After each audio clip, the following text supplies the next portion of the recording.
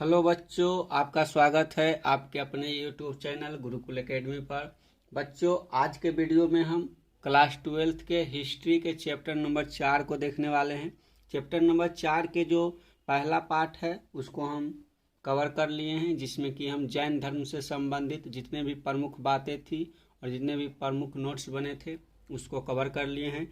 आज के वीडियो में हम जैन धर्म को बौद्ध जैन धर्म को कवर कर लिए। आज के वीडियो में बौद्ध धर्म को कवर करने वाले हैं, तो आप वीडियो को अंत तक जरूर देखिएगा ताकि आपके एग्जाम में आने वाले जितने भी प्रश्न हो वो ऑब्जेक्टिव हो या फिर सब्जेक्टिव हो, आपको इस वीडियो से जरूर कवर हो जाएगा। तो वीडियो को अंत तक जरूर देखिएगा। चलिए शुरू करते हैं बौद्ध धर्म को पढ़ना। तो बौद्ध धर्म क्या है पहले उसके बारे में जानेंगे, फिर महात्मा बुद्ध के बारे में जानेंगे और बौद्ध धर्म की विशेषताओं के बारे में जानेंगे। तो चलिए शुरू करते हैं।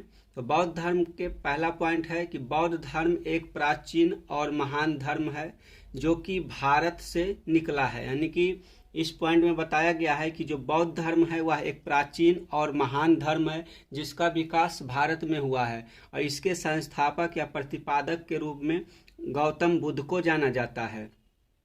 तो दूसरा पॉइंट में यही है कि बौद्ध धर्म के प्रतिपादक महात्मा बुद्ध है। यानी प्रतिपादक कहने का मतलब है कि जो बौद्ध धर्म है उसकी शुरुआत महात्मा बुद्ध के द्वारा किया गया है। आगे है कि बौद्ध धर्म का विकास लगभग 6ठी शताब्दी ईसा पूर्व में हुआ था। जो बौद्ध धर्म है इसका विकास आज से लगभग 2600-2700 वर्ष पूर्व हुआ था। यानी कि 600 ईसा पूर्व, 6ठी शताब्दी ईसा पूर्व कहने का मतलब है कि आज से 2600 वर्ष पहले जैन धर्म का विकास हुआ था। अगला पॉइंट है कि ईसाई और इस्लाम धर्म के बाद यह दुनिया का तीसरा सबसे बड़ा धर्म है। यानी कि दुनिया का सबसे बड़ा धर्म ईसाई धर्म है। बड़ा कहने का मतलब है कि जितने भी मानने वाले लोग हैं सबसे ज़्यादा लोग ईसाई धर्म को मानते हैं, उसके बाद सबसे ज़्यादा इस्लाम धर्म को मानने वाले लोग हैं और तीसरे स्थान पर दुनिया में सबसे अधिक लोग बौद्ध धर्म को मानते हैं। तो इस हिसाब से जो बौद्ध धर्म है वह दुनिया का तीसरा सबसे अधिक माना जाने वाला धर्म है, वो बौद्ध धर्म है। अगला पॉइंट है कि इस धर्म को मानने वाले ज़्यादातर लोग चीन, Japan, Korea, Thailand, Cambodia, Sri Lanka, Nepal, Bhutan, Bharat आदि देशों के लोग हैं। यानी कि बौद्ध धर्म के जो मानने वाले लोग हैं वह किस देश से बिलोंग करते हैं तो उसके बारे में यहाँ बताया गया है। तो बौद्ध धर्म का विकास भारत से जरूर हुआ है, लेकिन बौद्ध धर्म के मानने वाले जो ज़्यादातर लोग हैं वो विदेशी है। यानी कि भारत में बौद्ध धर्म के मानने वाले ज़्यादा नहीं लोग हैं, वो ज़्यादातर लोग चीन हो गया, जापान हो गया, कोरिया हो गया, इस प्रकार के देशों में लोग बौद्ध धर्म को ज़्यादा मानते हैं। अब आगे देख लेते हैं कि जो बौद्ध धर्म है उसके बारे में, मतलब कि जो महात्मा बुद्ध है वह किस प्रकार से इसका अपना विकास में योगदान दिए और महात्मा बुद्ध का जो जीवन परिचय है वह किस प्रकार से, उसके बारे में देख लेते हैं।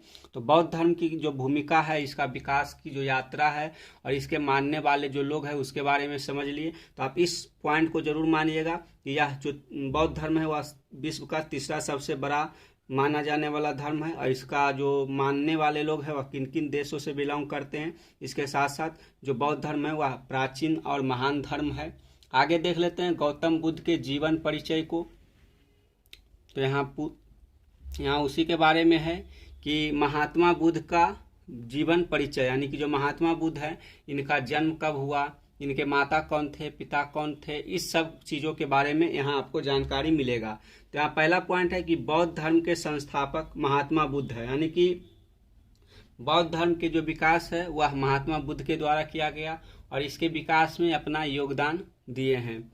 आगे पूरा नाम, जो गौतम बुद्ध है इनका पूरा, जो महात्मा बुद्ध या फिर बुद्ध कहलाते हैं उनका पूरा नाम क्या है, तो महात्मा बुद्ध का पूरा नाम गौतम बुद्ध है। आगे है बचपन का नाम। तो महात्मा बुद्ध के बचपन का नाम सिद्धार्थ था। इनका जन्म 563 ईसा पूर्व लुम्बिनी नेपाल में हुआ था। इनके पिता का नाम सुशोधन था और माता का नाम महामाया देवी था। जो गौतम बुद्ध की माता महामाया देवी था, गौतम बुद्ध के जन्म के 7 दिन बाद ही उनकी माता का मृत्यु हो जाता है। तो गौतम बुद्ध के लालन पालन के लिए जो इनके पिता सुधोधन है, उन्होंने गौतम बुद्ध की मासी यानी कि महामाया देवी की बहन से शादी कर लेते हैं और महामाया देवी ही गौतम बुद्ध के लालन पालन करते हैं। तो अगला पॉइंट है कि सौतेली माँ या मौसी, जो गौतम बुद्ध की मौसी थी उसी से शादी हो जाने के बाद गौतम बुद्ध की सौतेली माँ के रूप में उनकी मौसी उनका लालन पालन किया, जिनका नाम प्रजापति गौतमी था। आगे देखते हैं।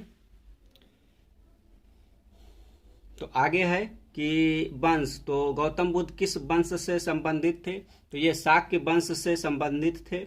इनके पत्नी का नाम यशोधरा था और गौतम बुद्ध को यशोधरा से एक पुत्र की प्राप्ति हुआ था जिसका नाम राहुल था, और जो जिस राज्य के यह राजकुमार थे उस राज्य का नाम था शाक्य गणराज, और इस शाक्य गणराज की जो राजधानी थी वह कपिलवस्तु थी। तो इस पेज पर जितने भी महत्वपूर्ण बातें लिखे हुए थे हम उसको कवर करवा दिए हैं। तो आप वीडियो को अंत तक जरूर देखिएगा, इससे जितने भी क्वेश्चन आपको एग्जाम में देखने को मिलेगा सारा का सारा क्वेश्चन आपको यहाँ से कवर हो जाएगा।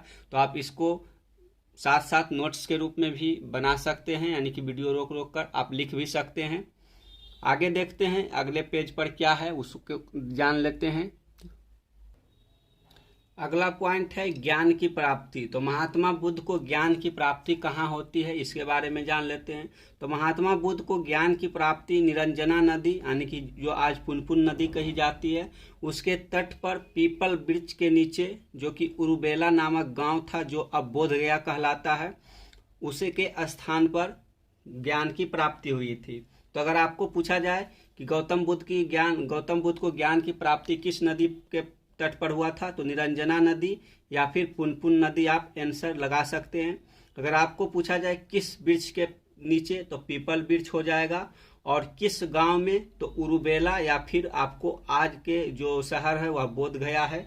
तो आप इस 3 पॉइंट को आप याद रख सकते हैं, नदी निरंजना, वृक्ष पीपल और गांव का नाम उरुबेला जो आज विकसित होकर बोधगया कहलाता है। इस प्रकार से आप इस टॉपिक को जान सकते हैं। इसके साथ साथ एक नोट्स दिया हुआ है, इसको भी आप जान लेते हैं।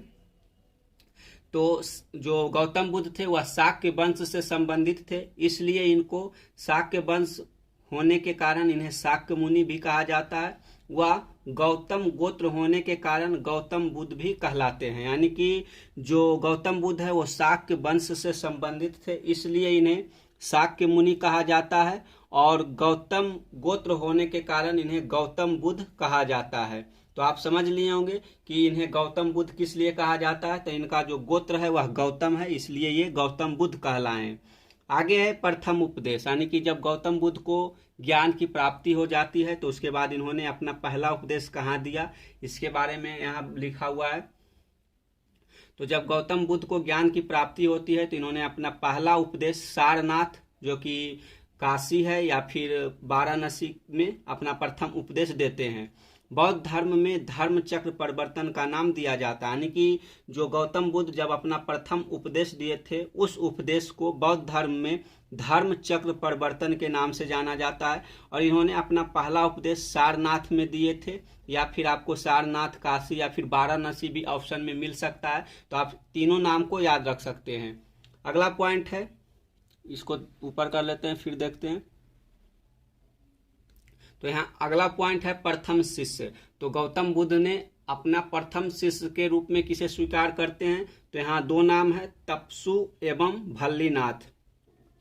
तो गौतम बुद्ध तपसु एवं भल्लीनाथ नामक 2 बंजारे या फिर बनिक को गया में अपना शिष्य बनाते हैं। तो बंजारा जो शब्द है इसके बारे में आप परिचित होंगे। बंजारा का मतलब है वैसा घुमक्कड़ प्रजाति जो कि कहीं भी अपना घर नहीं बनाता है, बल्कि वह हमेशा घूम घूम कर एक स्थान से दूसरे स्थान पर रहता है, तो उसे हम बंजारे कहते हैं। तो जो तपसु एवं भल्लूनाथ था यह 2 बंजारा था, और इसी को जो गौतम बुद्ध थे इन्होंने अपने प्रथम शिष्य के रूप में अपनाया था।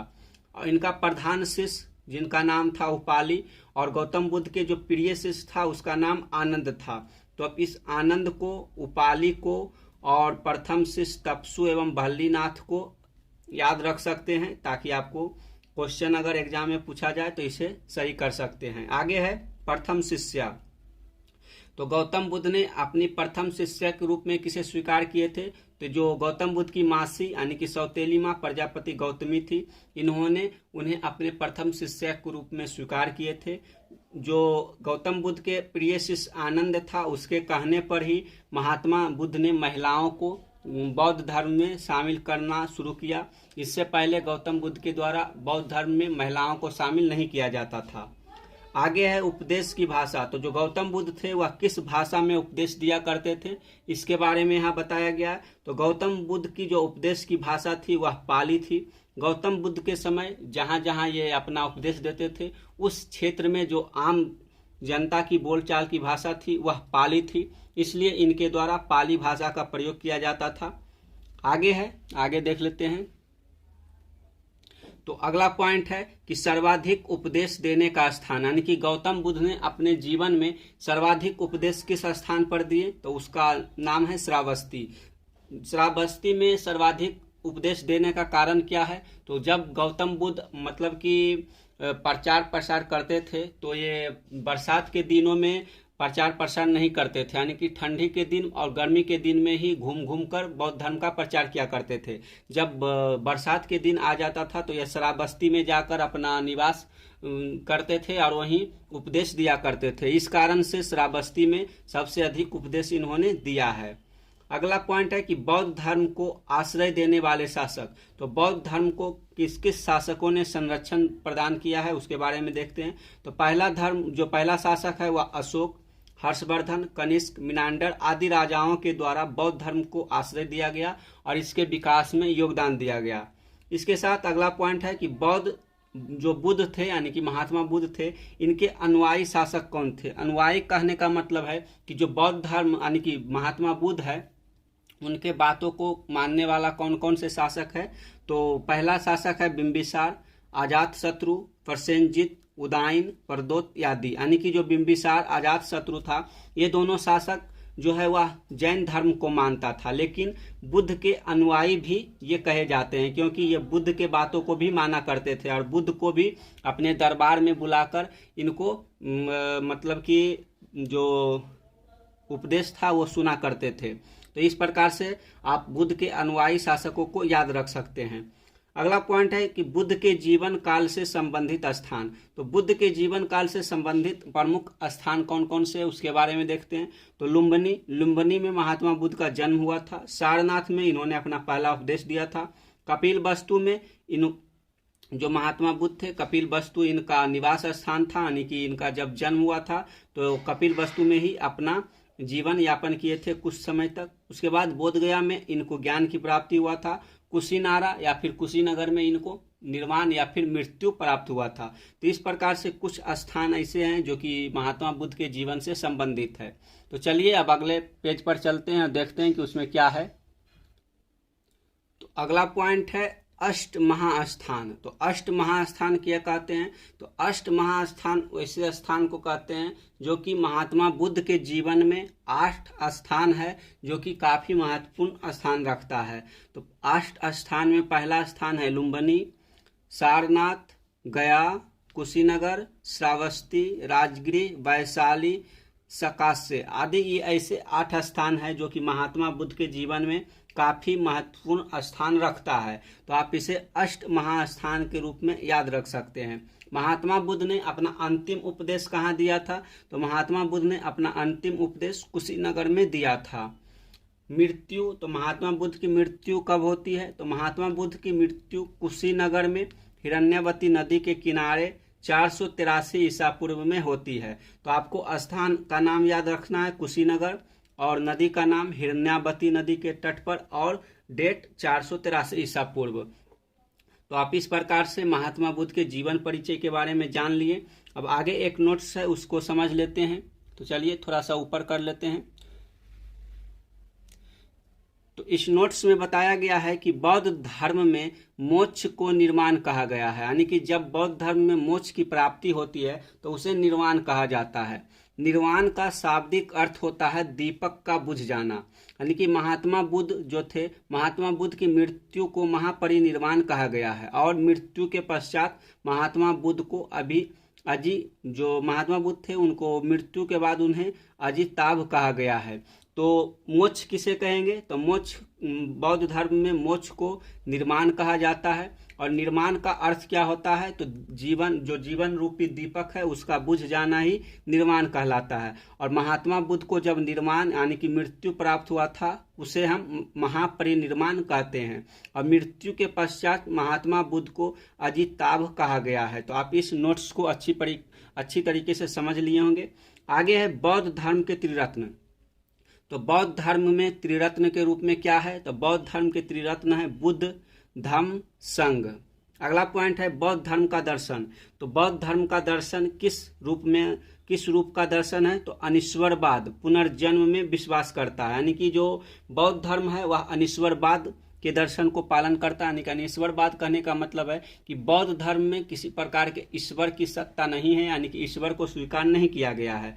और बौद्ध धर्म पुनर्जन्म में विश्वास रखता है। तो आप इस प्रकार से इसे समझ लिए होंगे। अब आगे देखते हैं आगे क्या है। तो आगे है पंच स्कंद। तो पंच स्कंद के रूप में किस चीजों को जो बौद्ध धर्म है वह मानता है? तो रूप हो गया, वेदना हो गया, संज्ञा, विज्ञान और संस्कार। ये पंच स्कंद हो गया बौद्ध धर्म का। तो आप इसे याद रख सकते हैं पंच स्कंद के रूप में। आगे है निर्वाण। तो निर्वाण क्या है उसके बारे में देख लेते हैं। तो निर्वाण के बारे में आप थोड़ा बहुत तो समझ ही लिए होंगे, तो आप इसे हम विस्तार से समझते हैं। तो निर्वाण का शाब्दिक अर्थ होता है दीपक का बुझ जाना या ठंडा पड़ जाना, अर्थात वह अवस्था जब चित्त की मलिनता समाप्त हो जाती है तथा तृष्णा और दुख का अंत हो जाता है, उस स्थिति को निर्वाण बोला जाता है। तो बौद्ध धर्म में निर्वाण की प्राप्ति इस जीवन में भी हो सकता है और मृत्यु के बाद भी हो सकता है। तो आप जो निर्वाण है उसको इस रूप में याद रख सकते हैं। आगे है बुद्ध द्वारा देखे गए 4 दृश्य। यानी कि जब महात्मा बुद्ध का जन्म होता है तो हम आपको एक महात्मा बुद्ध से संबंधित कहानी सुनाते हैं। आप इसको ध्यान से सुनिएगा और समझिएगा कि किस प्रकार से बुद्ध जो गौतम यानी कि सिद्धार्थ थे, सिद्धार्थ से गौतम बुद्ध की यात्रा किस प्रकार से पूरी होती है उसके बारे में। तो जब गौतम बुद्ध का जन्म होता है उस समय जब सुदोधन के द्वारा अपने पुत्र के भविष्य को देखने के लिए कुछ ऋषि मुनियों को बुलाया जाता है। उसमें से एक ऋषि ने गौतम बुद्ध के बारे में यह भविष्यवाणी किया था कि आपका जो पुत्र है वह एक महान शासक होगा या फिर एक महान तपस्वी होगा। तो इस बात से जो सुदोधन थे उन्होंने डर गए कि कहीं हमारा बेटा तपस्वी ना हो जाए। उनका एक ही बेटा था, इसलिए उनको तपस्वी होने से बचाने के लिए जो गौतम बुद्ध थे उनको हमेशा यानी कि लगभग 16 वर्ष की आयु तक उन्हें घर में ही रखा गया था। यानी कि उनका घर से बाहर जाना मना था। इसलिए जो महात्मा बुद्ध थे वो घर में ही रहते थे और बाहरी जो बाहरी वातावरण था उससे अपरिचित थे। जब उन्होंने अपने घर से बाहर निकला तो उन्होंने पहला जो दृश्य था वह एक बूढ़ा व्यक्ति देखा, उसके बाद एक बीमार व्यक्ति देखा और तीसरा जो दृश्य है वह मृत व्यक्ति देखा और चौथा जो दृश्य था वह एक सन्यासी व्यक्ति देखा। तो इन चारों स्थितियों को देखकर जब गौतम बुद्ध अपने सारथी से पूछते हैं कि यह जो व्यक्ति है यह बूढ़ा क्यों हुआ, तो उनका सारथी बताता है कि जो हमारा जीवन है, जो मनुष्य इस धरती पर जन्म लेता है वह समय के साथ बूढ़ा होता है और एक समय ऐसा भी आता है कि जब उसकी मृत्यु भी हो जाती है। तो गौतम बुद्ध पूछते हैं कि ये दूसरा स्थिति क्या है जिसे लोग खटिया पर टांग कर ले जा रहे हैं। तो जो सारथी है वह बताता है कि यह एक बीमार व्यक्ति है, यानी कि जो व्यक्ति है वह बीमार हो गया। तो गौतम बुद्ध पूछते हैं कि लोग बीमार क्यों होते हैं, तो बताते हैं कि जब आयु बीतने के साथ किसी व्यक्ति के शरीर में कमजोरी आ जाता है तो कमजोरी आ जाने के कारण वह बीमार पड़ जाता है और बीमार हो जाने के कारण मतलब कि उसकी मृत्यु भी हो जाती है। तो तीसरा स्थिति था मृत व्यक्ति। तो मृत व्यक्ति पूछते हैं कि मृत्यु क्यों हुआ, तो सारथी बताता है कि जो इस धरती पर जन्म लेता है वो एक समय के साथ मृत्यु को प्राप्त हो जाता है। तो एक सन्यासी व्यक्ति को देखते हैं। जब गौतम बुद्ध पूछते हैं कि यह कौन है जो कि काफी प्रसन्न मुद्रा में मतलब कि जा रहा है, तो गौतम बुद्ध के सारथी बताते हैं कि एक सन्यासी है, इसे जो सांसारिक माया मोह है उससे अपना मोह त्याग दिया है, या संसार के जो नियम कानून है उसको नहीं मानता है, यानी कि जो अपना मन करता है उसी से यह प्रसन्न रहता है। तो इन चारों स्थितियों को देखकर जो महात्मा बुद्ध थे उनके मन में वैराग्य का उत्पन्न होता है, यानी कि उनको लगता है कि जो यह संसार है वह दुख से भरा हुआ है। इस दुख को समाप्त करने के लिए हमें एक सन्यासी के रूप में कार्य करना होगा। तो जो गौतम बुद्ध के मन में इतने सारे विचार उमड़ रहे थे, उन विचार को और प्रश्नों को उत्तर ढूंढने के लिए उन्होंने अपना घर त्याग देते हैं। और घर त्यागने के बाद वो मतलब कि रास्ते में अलग अलग स्थानों पर जाते हैं और अलग अलग गुरुओं से शिक्षा लेते हैं। फिर भी उनके प्रश्नों का जो संतुष्टि है वो नहीं हो पाता है। फिर उन्होंने गया में जाकर तपस्या शुरू कर देते हैं। तपस्या करने के बाद कुछ समय वहाँ पर तपस्या करते हैं। तपस्या में उनके साथ 5 ब्राह्मण भी तपस्या कर रहे थे। कुछ समय उनको तपस्या करने के बाद ज्ञान की प्राप्ति नहीं होती है, तो उन्होंने एक समय के बाद वहाँ पर एक जो मतलब कि एक ग्वाले की लड़की थी, वो हमेशा आती थी अपने पिताजी को भोजन देने के लिए, तो उन्होंने उन्हीं ग्वाले लड़की के हाथ से भोजन कर लेते हैं। इस प्रकार जो उनका 5 साथी ब्राह्मण था उन्हें छोड़कर भाग जाते हैं कि तुम तो मतलब कि एक भ्रष्ट व्यक्ति हो, तुम खाना खा लियो, हम इसलिए तुम्हारे साथ अब तपस्या नहीं करेंगे। तो जो ग्वालन लड़की थी उन्होंने एक बात बोली थी कि मतलब कि बीना की तार इतना भी ना टाइट कर दो कि जो तार है वह ही टूट जाए, और बीना की तार को इतना भी मत ढीला करो कि स्वर ना ही निकले।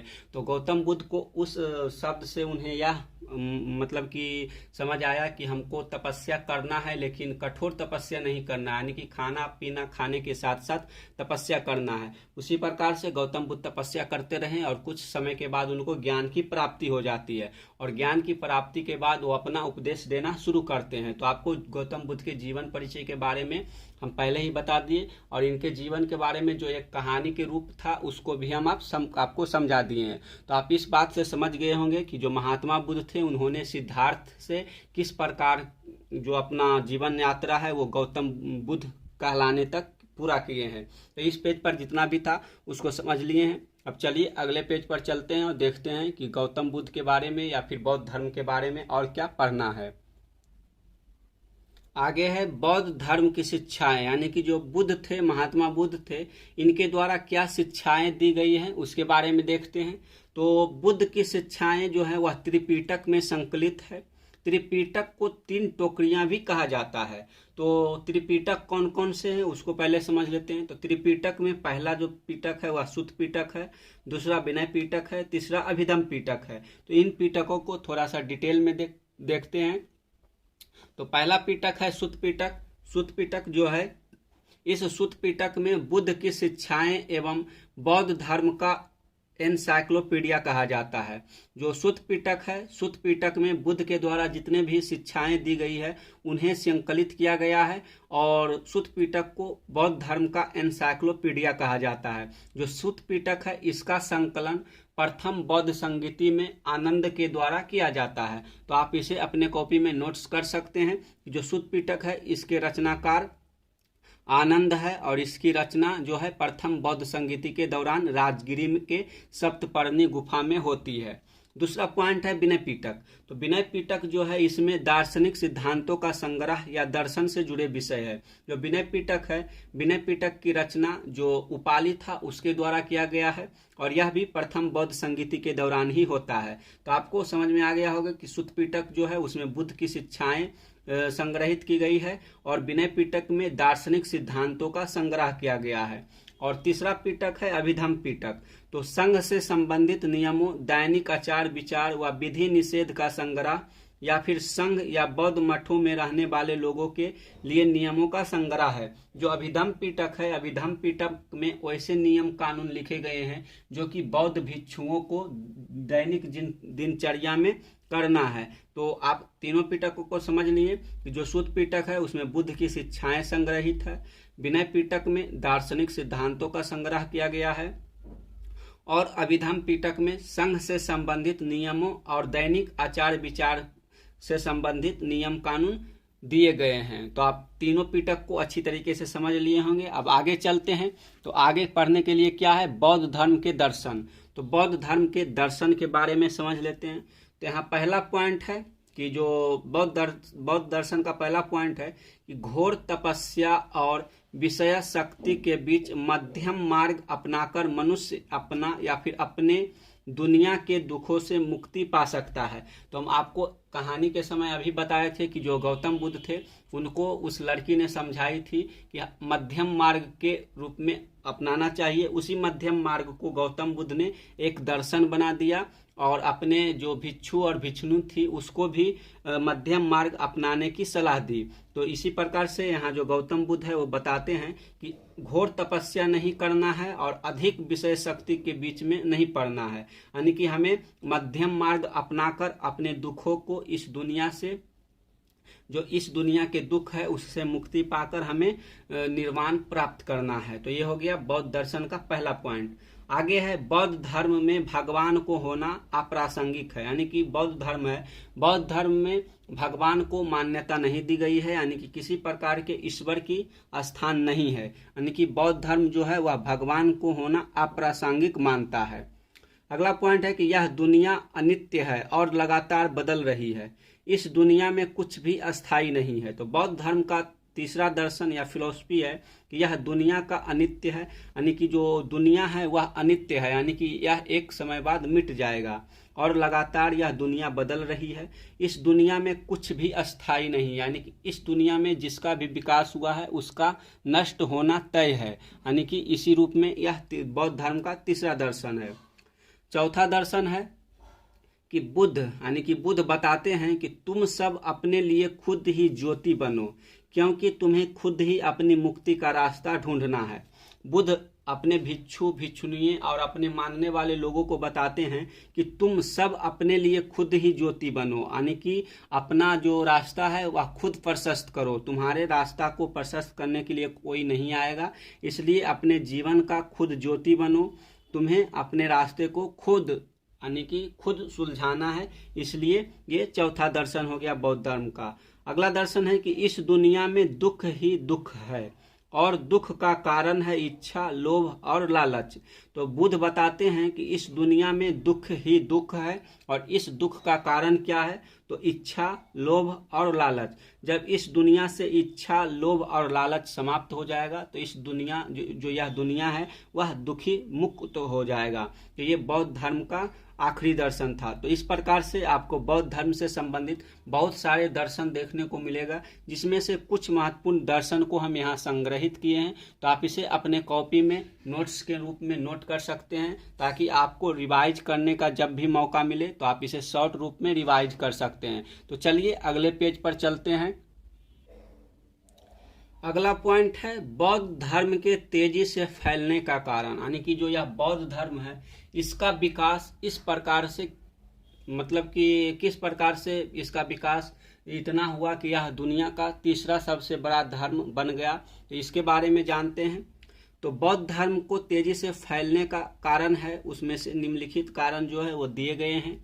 तो पहला कारण है बौद्ध धर्म बहुत साधारण था, यानी कि जो बौद्ध धर्म था इसमें किसी प्रकार की जटिलताएं नहीं थी, इसलिए जो बौद्ध धर्म था वह काफी तेजी से फैल पाया। दूसरा पॉइंट है कि इसमें जाति प्रथा नहीं थी, यानी कि जो बौद्ध धर्म था, बौद्ध धर्म में किसी प्रकार की जाति प्रथा को नहीं अपनाया गया था। अगला पॉइंट है कि कोई भी इसे आसानी से अपना सकता था, यानी कि बौद्ध धर्म को अपनाने में किसी प्रकार की बाधाएं नहीं थी, किसी प्रकार की अर्हता नहीं था। इस प्रकार से जो बौद्ध धर्म था वह तेजी से फैल पाया।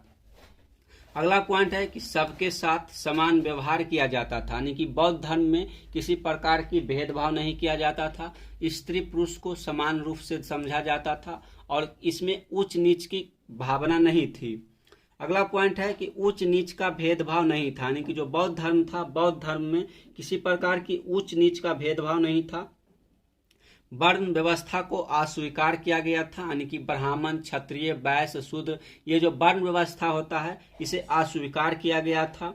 ब्राह्मणीय नियमों को अस्वीकार किया गया, यानी कि जो ब्राह्मण नियम है, ब्राह्मण नियम कहने का मतलब है कि यज्ञ करना या फिर किसी प्रकार के यज्ञ से संबंधित नियम कानून जो है उसका पालन करना, ये ब्राह्मणीय नियम कहलाता है। तो इस ब्राह्मणीय नियम को बौद्ध धर्म जो है वह अस्वीकार करता है। जो बौद्ध धर्म था आदि जो ब्राह्मण धर्म था यह काफी जटिल हो गया था। इससे उबरने के लिए लोग बौद्ध धर्म को ज्यादा अपनाना शुरू किए। तो इस प्रकार से आप समझ सकते हैं कि जो ब्राह्मणीय नियम था उसको अस्वीकार करने के कारण बहुत सारे ऐसे जो लोग थे जो कि ब्राह्मण नियम के अंतर्गत दबा कर रखे जाते थे, वो सारे लोग बौद्ध धर्म को अपनाने के लिए प्रेरित हुए। अब अगला पॉइंट देखते हैं कि यहाँ लिखा हुआ है कि महिलाओं को भी संघ में शामिल किया जाने लगा। आनंद के कहने पर जो गौतम बुद्ध थे उन्होंने बौद्ध संघ में महिलाओं को भी शामिल किया, जिससे बौद्ध धर्म का काफी विस्तार हो पाया। अब अगला पॉइंट देखते हैं। तो यहाँ अगला पॉइंट है कि महिलाओं को पुरुषों के समान अधिकार दिया, यानी कि जिस प्रकार से पुरुषों को अधिकार दिया गया है बौद्ध धर्म में, उसी प्रकार से महिलाओं को भी समान अधिकार बौद्ध धर्म में दिया गया है। अगला पॉइंट है कि बौद्ध धर्म उदार एवं लोकतांत्रिक था। जो बौद्ध धर्म था वह किसी प्रकार के बंधनों को नहीं स्वीकार करता था और यह लोकतांत्रिक था, यानी कि सभी के बातों को सुनता था। अगला पॉइंट है कि ईश्वर और आत्मा के अस्तित्व को नहीं माना। जो बौद्ध धर्म है, बौद्ध धर्म में किसी प्रकार के ईश्वर और आत्मा के अस्तित्व को नहीं स्वीकार किया गया है।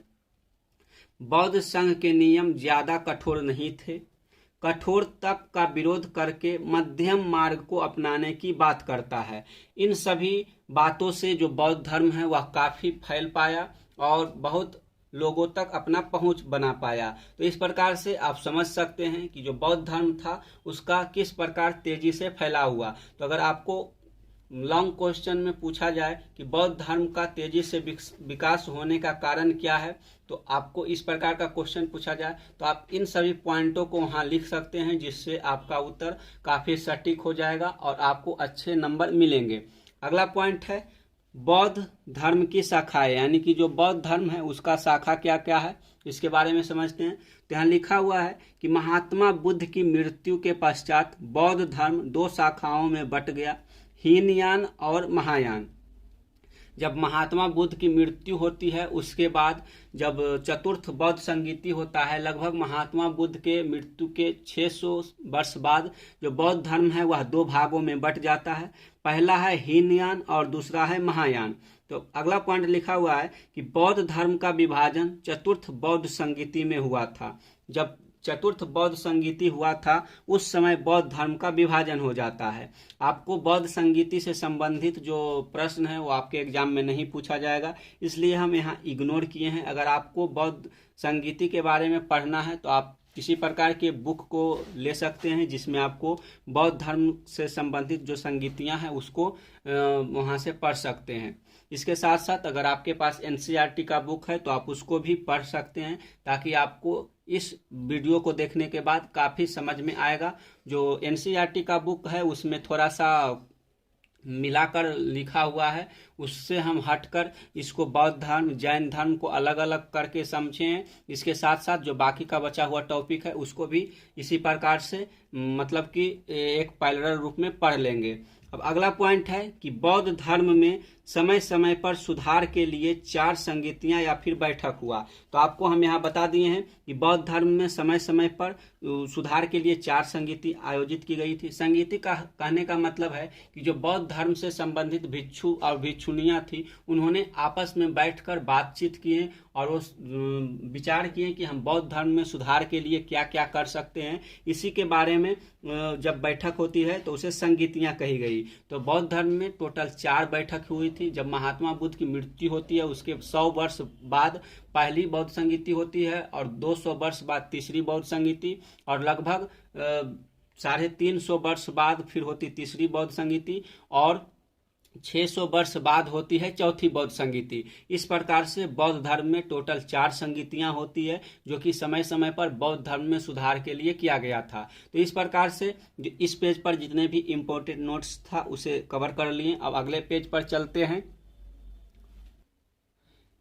अगला टॉपिक है हीनयान और महायान की विशेषताएं। तो अभी हम देखें कि जो बौद्ध धर्म था वह चतुर्थ बौद्ध संगीति में 2 भागों में बट जाता है, हीनयान और महायान। तो उसी हीनयान और महायान की विशेषताओं के बारे में यहाँ पढ़ना है। तो पहला हीनयान की विशेषता देख लेते हैं, उसके बाद हम जो बौद्ध धर्म की महायान शाखा है उसकी विशेषता देखेंगे। तो हीनयान की पहला विशेषता है कि हीनयान में अरहत के आदर्शों को स्वीकार किया गया है। अरहत कहने का मतलब है कि वैसा योग्य व्यक्ति जो कि बौद्ध धर्म के बारे में अधिक जानकारी रखता है और वह इस शाखा को सुधारने के लिए अपना योगदान देता है, उसे हम अरहत कहते हैं, या फिर जो योग्य हो उसे अरहत कहते हैं। तो जो हीनयान की शाखा है वह अरहत व्यक्ति के आदर्शों को स्वीकार करता है और इसमें किसी प्रकार के परिवर्तन के लिए आमंत्रित करता है। दूसरा पॉइंट है कि हीनयान महात्मा बुद्ध को महापुरुष के रूप में स्वीकार किया है। जो हीनयान की शाखा है वह महात्मा बुद्ध को एक महापुरुष के रूप में मानता है। अगला पॉइंट है कि हीनयान शाखा का मानना है कि निर्वाण की प्राप्ति ज्ञान द्वारा संभव है। जो हीनयान शाखा है उसका मानना है कि हमें निर्वाण की प्राप्ति ज्ञान से भी हो सकती है।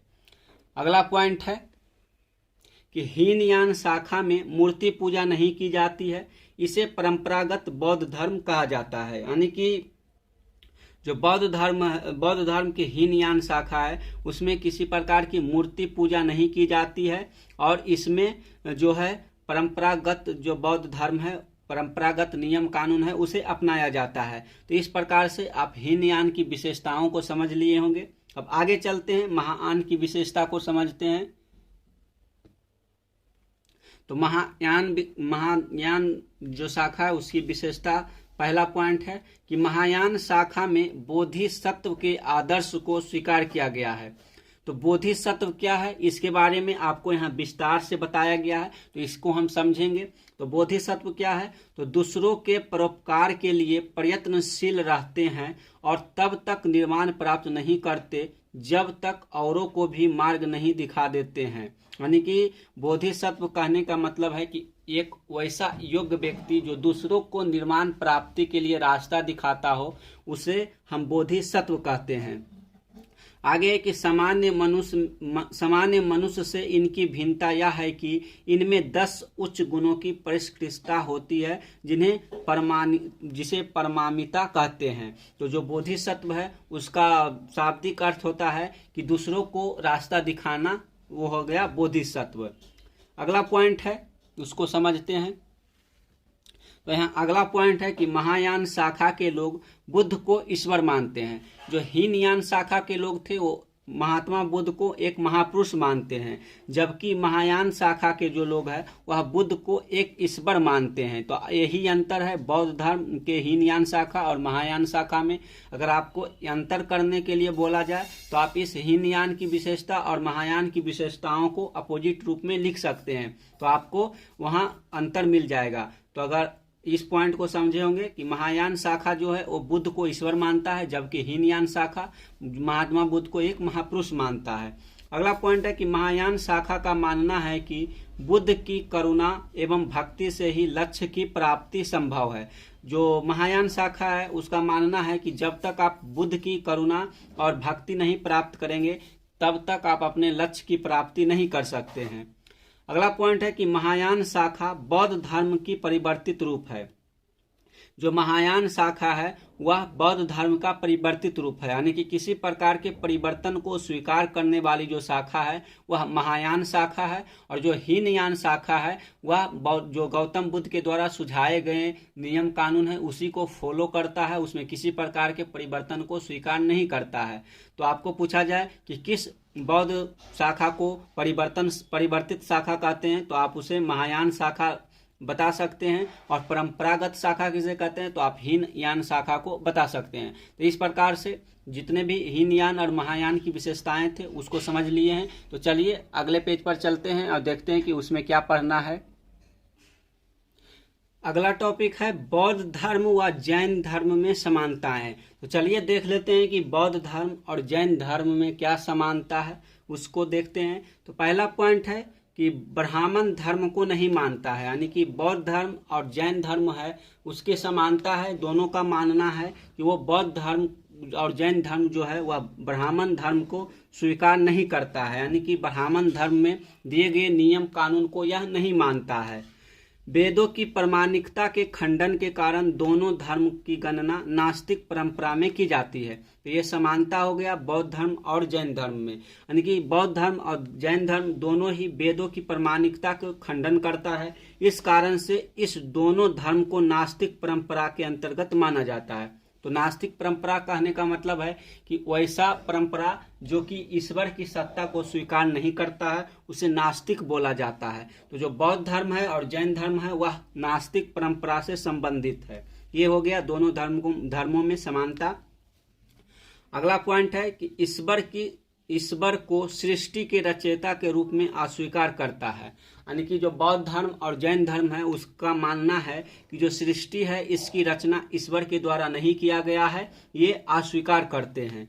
अगला पॉइंट है कि कर्म एवं पुनर्जन्म के सिद्धांत को मानता है। बौद्ध धर्म और जैन धर्म की मान्यता है कि कर्म एवं पुनर्जन्म का जो सिद्धांत है वह मान्य है, यानी कि कर्म के अनुसार आप अपने जो पुनर्जन्म की जो चक्रण है उससे मुक्ति पा सकते हैं। अगर आप कर्म अच्छा करेंगे तो आप पुनर्जन्म की चक्र से आप जो है मुक्त हो सकते हैं। तो बौद्ध धर्म और जैन धर्म दोनों ही कर्म और पुनर्जन्म में विश्वास रखता है। अगला पॉइंट है कि जन्म के आधार पर कर्म को महत्व देता है, यानी कि जो बौद्ध धर्म और जैन धर्म है वह मानता है कि आप जन्म के आधार पर किसी प्रकार की विशेषता नहीं पा सकते हैं, उसके स्थान पर आप कर्म के अनुसार अपने महत्ता को प्राप्त कर सकते हैं। जिस प्रकार से आप ब्राह्मण धर्म में देखते हैं कि अगर कोई व्यक्ति ब्राह्मण धर्म में जन्म लेता है तो वह श्रेष्ठ माना जाता है, और जबकि कोई व्यक्ति शूद्र जाति में जन्म लेता है तो वह नीच माना जाता है। लेकिन बौद्ध धर्म में ऐसा नहीं अपनाया गया है। अगर आप ब्राह्मण धर्म मतलब कि अच्छे कुल के हैं फिर भी अगर आप काम गलत कर रहे हैं तो आप नीचा कहलाएंगे। अगर आप कोई नीच कुल में जन्म लेकर भी अच्छा कार्य कर रहा है तो वह उच्च व्यक्ति कहलाएगा। तो इस आधार पर जो बौद्ध धर्म और जैन धर्म है वह जन्म के आधार पर नहीं बल्कि कर्म के आधार पर उसको महत्व देता है। अगला पॉइंट है कि वर्ण व्यवस्था को अस्वीकार करता है। तो इस प्रकार से आप देख लिए हैं कि बौद्ध धर्म और जैन धर्म किस प्रकार से समान है। अब आगे हमको देखना है बौद्ध धर्म और जैन धर्म में असमानताएं। तो बौद्ध धर्म और जैन धर्म में क्या असमानताएं हैं उसको देखते हैं। तो यहाँ पहला पॉइंट है कि जैन धर्म में कठोर त्याग को महत्व देता है। जो जैन धर्म है वह कठोर त्याग को महत्व देता है, जबकि बौद्ध धर्म मध्यम मार्ग को अपनाता है। जो जैन धर्म है उसका मानना है कि आप जितना देह कलेश के साथ अपना तप पूरा करेंगे आपको उतनी अच्छी सिद्धि प्राप्त होगा। लेकिन जो बौद्ध धर्म है उसका ऐसा मानना नहीं है। बौद्ध धर्म मानता है कि आप मध्यम मार्ग को अपना सकते हैं।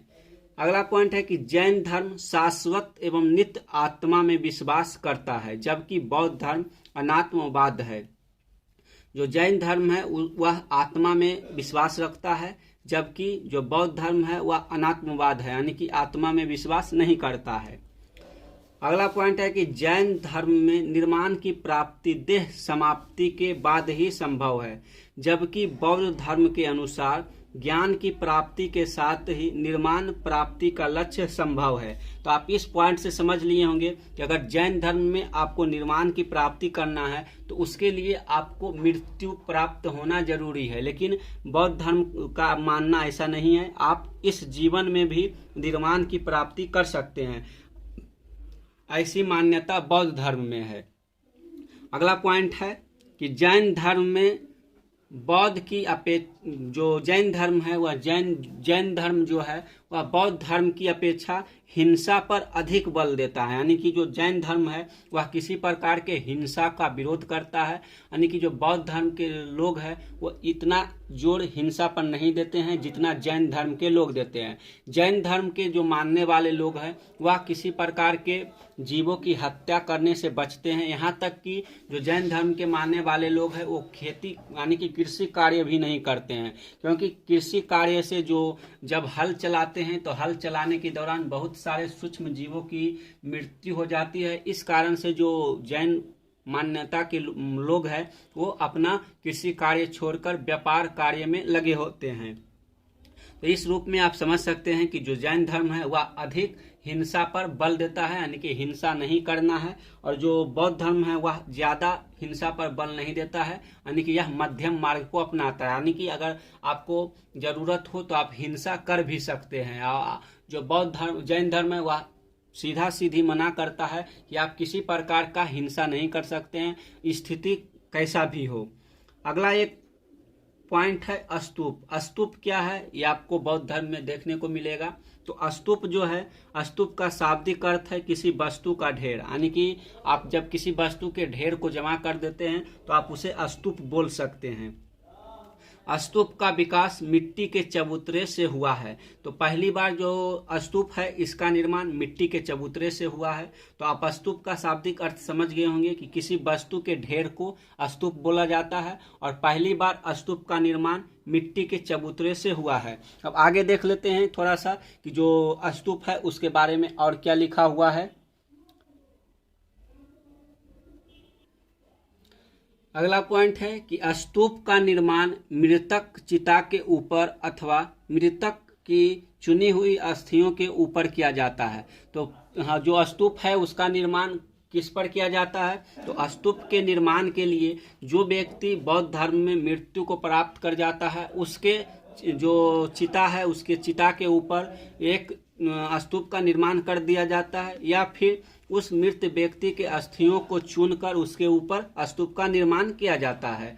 गौतम बुद्ध के जीवन की प्रमुख घटनाओं जन्म, संबोधि यानी कि ज्ञान की प्राप्ति, धर्म चक्र परिवर्तन यानी कि पहला उपदेश तथा निर्माण से संबंधित स्थानों पर स्तूप का निर्माण हुआ है। तो आप इस प्रकार से समझ सकते हैं कि जो स्तूप है उसका निर्माण कहाँ होता है। तो स्तूप का निर्माण जो बौद्ध धर्म से संबंधित व्यक्ति हैं उनकी जब मृत्यु हो जाता है तो उसके चिता पर स्तूप का निर्माण किया जा सकता है, या फिर उनके अस्थियों पर चिता का स्तूप का निर्माण किया जाता है। और बौद्ध धर्म के जीवन के जो प्रमुख घटनाएं थे उसके स्थान पर भी स्तूप का निर्माण हुआ है। अब आगे देखते हैं, एक प्रमुख स्तूप है जिसका नाम है सांची स्तूप। तो सांची स्तूप के बारे में थोड़ा सा जानकारी प्राप्त कर लेते हैं और देखते हैं कि हमें सांची स्तूप से संबंधित किस प्रकार के क्वेश्चन एग्जाम में देखने को मिलेगा। तो सांची स्तूप से संबंधित पहला पॉइंट है कि सांची भोपाल में एक जगह का नाम है और यह मध्य प्रदेश में स्थित है। तो आपको सांची स्थान के बारे में ही पहला पॉइंट बता दिया गया है कि जो सांची है वह मध्य प्रदेश के भोपाल में स्थित है। सांची में एक प्राचीन स्तूप है जो कि अपनी सुंदरता के लिए काफी प्रसिद्ध है।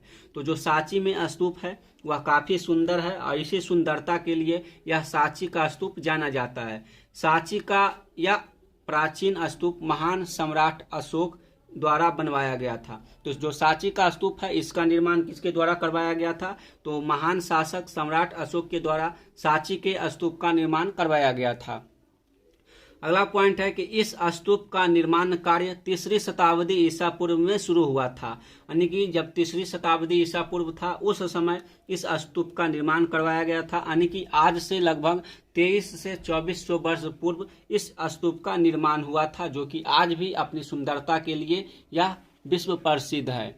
अगला पॉइंट है सांची के स्तूप का संरक्षण। तो सांची के स्तूप को संरक्षण देने के लिए किस प्रकार से मतलब योगदान दिया गया है उसके बारे में देखते हैं।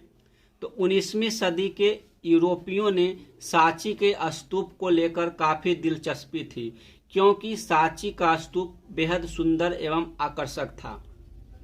जो यह सांची का स्तूप है, इस सांची के स्तूप को लेकर यूरोपीय में 19वीं शताब्दी में काफी दिलचस्पी था, क्योंकि यह सुंदर और आकर्षक था, इसलिए ऐसा हुआ था।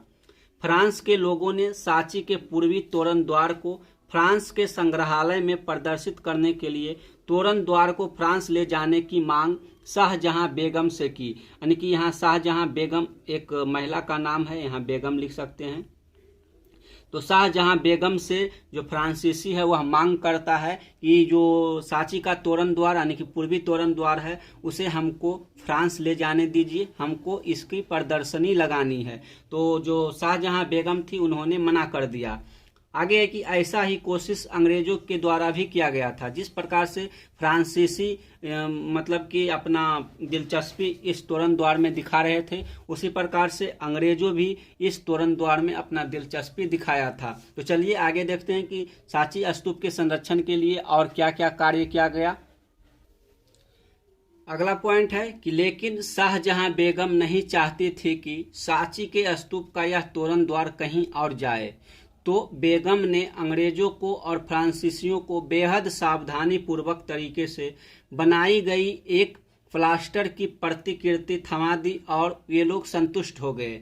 जो शाहजहां बेगम थी उनका मानना था कि जो सांची का स्तूप है इसमें किसी प्रकार की छेड़छाड़ नहीं किया जाए, और अंग्रेजों और फ्रांसीसियों की जो मांग थी उसको पूरा करने के लिए शाहजहां बेगम ने प्लास्टर की एक प्रतिकृति बनाई और अंग्रेजों और फ्रांसीसियों को थमा दिया। उसी प्रतिकृति से अंग्रेज और फ्रांसीसी जो थे वो संतुष्ट हो गए थे। अगला पॉइंट है कि भोपाल की बेगमों का स्तूप के संरक्षण में बेहद योगदान रहा है, यानी कि भोपाल में कुछ ऐसी बेगम थी जिन्होंने इस मतलब कि इस जो सांची का स्तूप है उसको संरक्षण में काफी योगदान दिया गया। शाहजहां बेगम और सुल्तान जहां बेगम ने स्तूप के संरक्षण के लिए बहुत से कार्य किए, रख रखाव के लिए धन दिए थे, यानी कि जो सांची का स्तूप था या फिर अन्य स्तूप था उसके संरक्षण के लिए शाहजहां बेगम और सुल्तान जहां बेगम ने काफी अपना योगदान दिया और धन भी दान में दिया। अगला पॉइंट है कि बेगम ने संग्रहालय बनाने के लिए भी दान दिया। जॉन मार्शल ने बहुत सी पुस्तकें लिखी और उसके प्रकाशन के लिए भी बेगमों ने दान दिया। तो इस प्रकार से जो बौद्ध धर्म से संबंधित जितने भी महत्वपूर्ण बातें थे उसको हम यहाँ समझ लिए हैं। तो इस वीडियो में हम बौद्ध धर्म को समाप्त करते हैं और अगले वीडियो में हम जो चैप्टर नंबर 4 है उसको समाप्त करेंगे और फिर अगले चैप्टर की ओर चलेंगे। तो पहला जो चैप्टर नंबर 4 है उसके पहले वीडियो में हम जैन धर्म को समझ लिए हैं और दूसरे वीडियो में बौद्ध धर्म को समझ लिए और तीसरे वीडियो में हम जो चैप्टर 4 के जो बचे हुए टॉपिक है उसको कवर करेंगे और चैप्टर 4 को समाप्त करेंगे और फिर अगले चैप्टर की ओर चलेंगे। तो इस प्रकार से हम आज के वीडियो को समाप्त किए हैं। अगर आपको वीडियो पसंद आया हो तो वीडियो को लाइक कीजिए और अपने दोस्तों के साथ जरूर शेयर कीजिए। अगर चैनल पर नए हैं तो चैनल को सब्सक्राइब कीजिए और बेल आइकन को दबा लीजिए ताकि आपको वीडियो का नोटिफिकेशन मिलता रहे। तो चलिए मिलते हैं एक नए वीडियो के साथ, तब तक के लिए धन्यवाद।